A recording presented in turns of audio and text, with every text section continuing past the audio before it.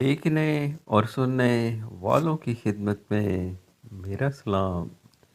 79 ہجری کی ایک تاریک رات بصرہ کے ایک غریب گھر میں 3 بچیاں برابر لیٹی ہوئی سو رہی تھیں۔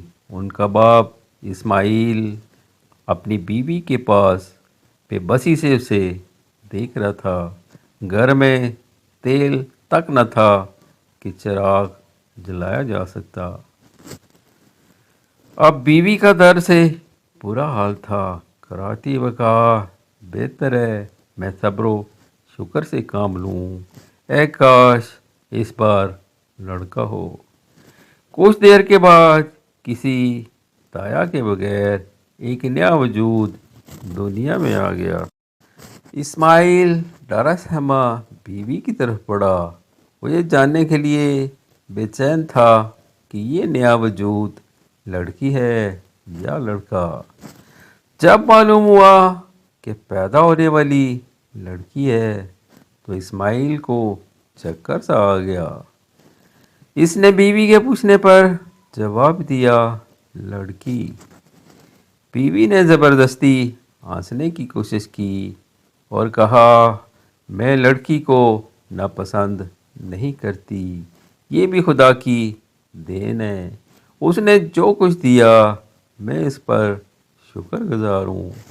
یہ لڑکی چونکہ 3 لڑکیوں کے بعد پیدا ہوئی تھی، اس لیے اسماعیل نے اس کا نام رابعہ یعنی چوتھی رکھ دیا۔ اسماعیل نے خواب میں دیکھا رسول خدا صلی اللہ علیہ وآلہ وسلم تشریف لائے ہیں اور کہہ رہے ہیں، اے اسماعیل پریشان مت ہو، تیری یہ رابعہ بہت مقبولیت حاصل کرے گی اور اس کی شفاعت سے 1000 افراد بخشے جائیں گے۔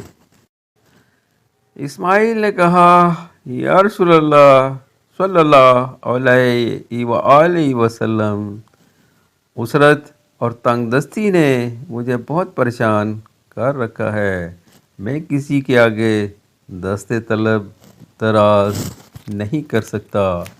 آپ صلی اللہ علیہ وسلم نے جواب دیا، تو والی بصرہ کے پاس یہ تحریر لے کر چلا جا کہ رسول خدا صلی اللہ علیہ وسلم نے فرمایا ہے، تو ہر روز ہم پر 100 بار درود بھیجتا ہے، جمعے کی شب 400 بار، لیکن آج جمعے کی شب تو درود بھیجنا بھول گیا ہے، لہذا کفارے کے طور پر حامل اعضاء کو 400 دینار دے دے۔ بیداری کے بعد اسماعیل پر رکت طاری ہو گئی۔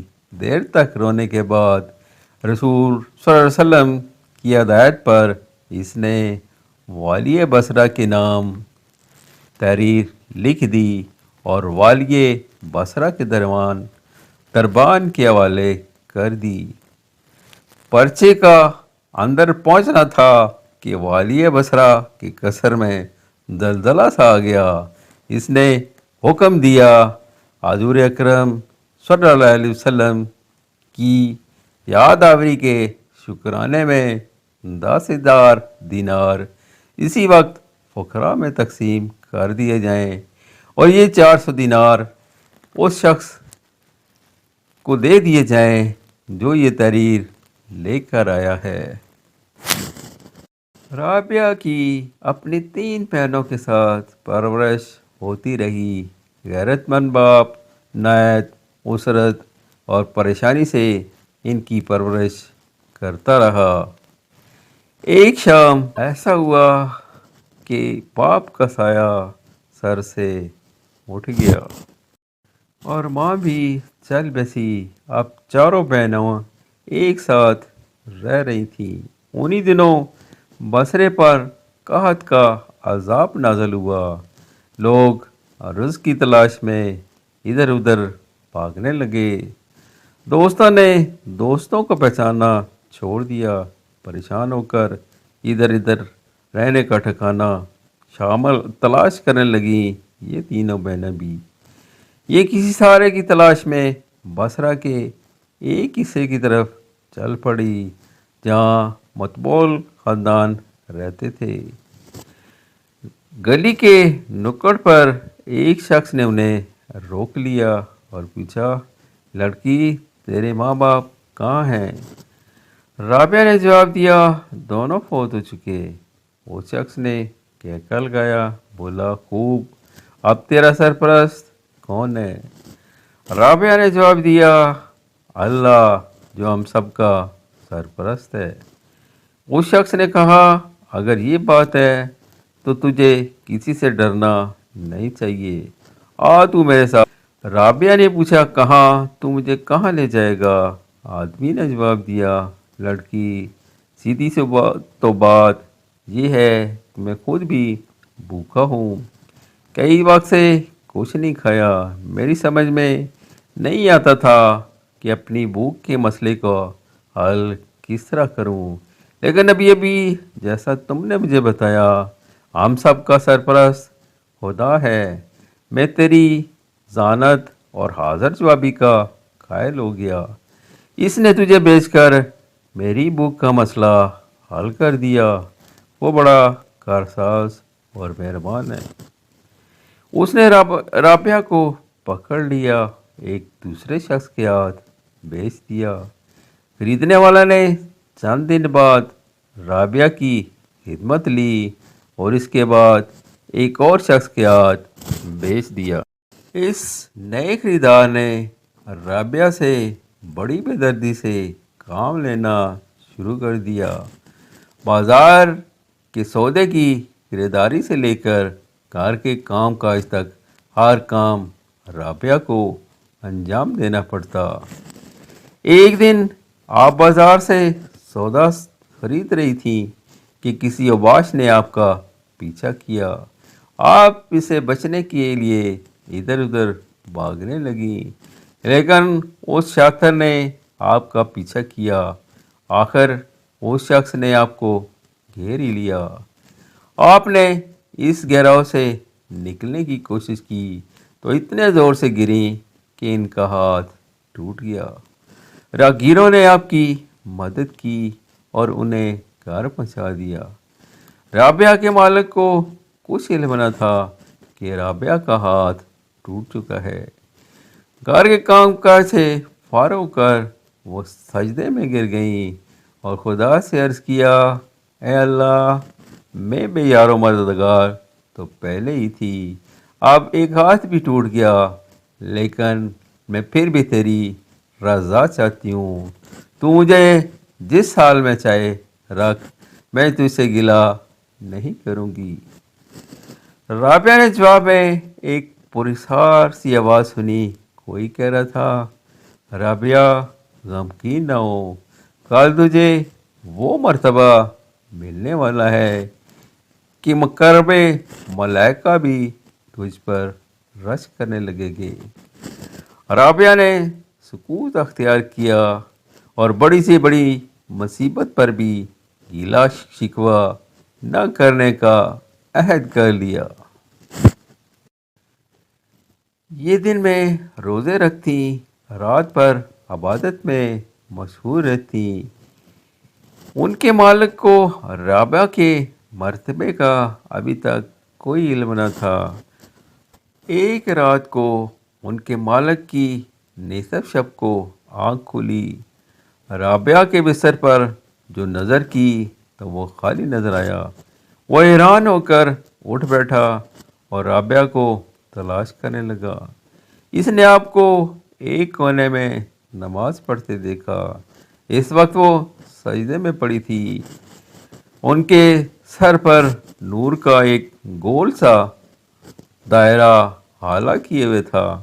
رابعہ سسک سسک کر کہہ رہی تھی، خدایا، اگر میرے بس میں ہوتا تو میں 24 گھنٹے تیری عبادت میں گزار دیتی، تو ہی بتا میں کیا کروں، تو نے خود ہی تو مجھے غیر کا محکوم بنا دیا ہے، غیر کی اسی محکومی نے مجھے مجبور کر رکھا ہے کہ میں تیرے در میں دیر سے حاضری دوں۔ رابعہ کا مالک حیران رہ گیا۔ علی صبح رابعہ کے پاس پہنچا اور ان کے سامنے دو زانوں بیٹھ گیا۔ ادب سے کہنے لگا، رابعہ، مجھے افسوس ہے کہ میں اب تک تیرے مرتبے سے لا علم تھا، لیکن رات میں اس نتیجے پر پہنچا ہوں کہ مجھے تجھ سے اپنی خدمت لینے کے بجائے تیری خدمت کرنی چاہیے۔ میں ایک اتنا نالائق اندھا ہوں جو تجھے پہچان نہ سکا۔ اب میں اس کا کفارہ کس طرح ادا کر سکتا ہوں؟ یا تو آپ بدستور اسی گھر میں رہنا چاہیں اور میں آپ کی خدمت کروں، اگر کسی طرح آپ کو میری یہ بات منظور نہ ہو تو میری طرف سے آپ آزاد ہیں، جہاں چاہیں چلی جائیں۔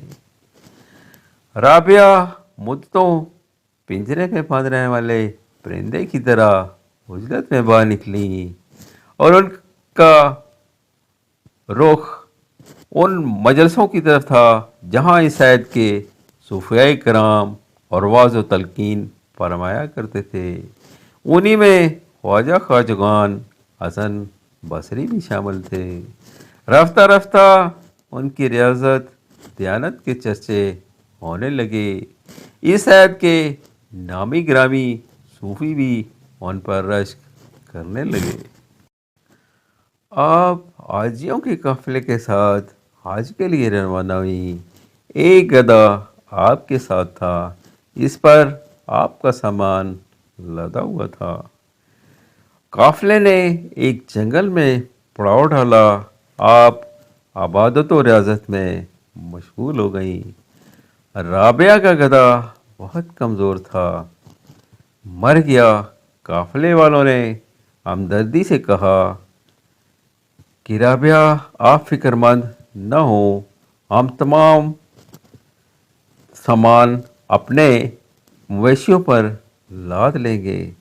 رابعہ نے جواب دیا، خوب، کیا تم لوگوں نے یہ سمجھ رکھا ہے کہ میں نے یہ سفر تمہارے سہارے کے پیش نظر کیا ہے؟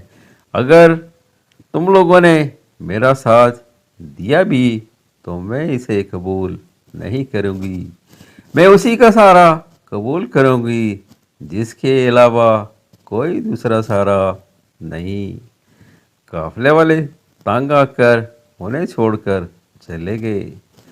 رابعہ اپنے گدھے کے پاس پہنچی اور خدا سے کہنا شروع کیا، خدایا، میں تیری عاجز اور ناچیز بندی کے ساتھ یہی سلوک کیا جاتا ہے۔ پہلے تو اپنے گھر کی طرف رجوع کیا، پھر راستے میں میرے گدھے کو ہلاک کر دیا اور مجھے جنگل میں تنہا چھوڑ دیا۔ ابھی آپ کے کلمات پورے ادا پینے ہوئے تھے کہ گدھے میں حرکت ہوئی۔ وہ ایریاں رگڑتا ہوا اٹھ کھڑا ہوا۔ آپ نے اپنا سامان اس پر لادا اور مکے کی طرف روانہ ہوئی۔ آپ حج کرنے پہنچیں تو آپ نے ایک عجیب ہی منظر دیکھا۔ دھواں دھواں کعبہ ان کے استقبال کی خاطر بڑا چلا آ رہا ہے۔ آپ نے اپنا منہ دوسری طرف کر لیا اور کہا، تو واپس جا، مجھے مکان کی نہیں مکین کی ضرورت ہے۔ انہی دنوں کی بات ہے، بلکہ مشہور حکمران جو بعد میں صوفی ہو گئے تھے، ابراہیم آدم بھی حج کے لیے آئے ہوئے تھے۔ انہوں نے خانہ کعبہ کو دیکھا تو وہ غیب پایا۔ وہ آنکھیں پھاڑ پھاڑ کر دیکھتے رہے لیکن انہیں وہ نظر نہ آیا۔ ابراہیم آدم کو یہ شبہ گزرا کہ ان کی بصارت زائل ہو چکی ہے۔ وہ رونے لگے، لیکن اسی وقت انہوں نے ایک آواز سنی، انہیں مطلع کیا گیا، ابراہیم، تیری بصارت موجود ہے، وہ زائل نہیں ہوئی۔ کعبہ تو رابعہ کے استقبال کو گیا ہوا ہے۔ ابراہیم آدم نے حیرت سے سوال کیا، خدایا، یہ کون سی برگزیدہ ہستی ہے جس کے استقبال کو کعبہ چلا گیا؟ जवाब मिला, इब्राहिम वो बहुत ही काबिल एहतराम हस्ती है। फिर कुछ तकफ़्फ़ुफ़ के बाद हुक्म दिया गया, इब्राहिम अपनी दाईं तरफ मुड़ कर देख, राबिया आ रही है। इब्राहिम ने राबिया को देखा तो दम बखुद रह गए। इब्राहिम ने राबिया से कहा, राबिया, आखिर तुमने निज़ाम आलम को धर्म बरम क्यों कर रखा है? काबा तेरे इस्तकबाल की खातिर अपनी जगह से हट जाता है। राबिया ने जवाब दिया, इब्राहिम, हंगामा मैंने नहीं तुमने खड़ा किया है। तुम हर काम पर 2 रकत नफल पढ़ते हुए पहुँचे हो और इस तरह 14 साल ज़ाया कर दिए। इब्राहिम ने कहा, मैं हर कदम पर 2 नफल अदायगी की है, इसलिए मैं इतनी देर से पहुंचा हूँ।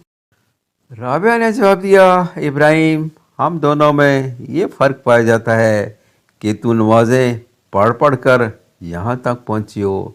मैंने इस फासले को अजरो अनकसारी से तय किया है। इस वलिए कामला के ईमान अफरोज़ वाक़यात इंशाअल्लाह अगली किस्त में।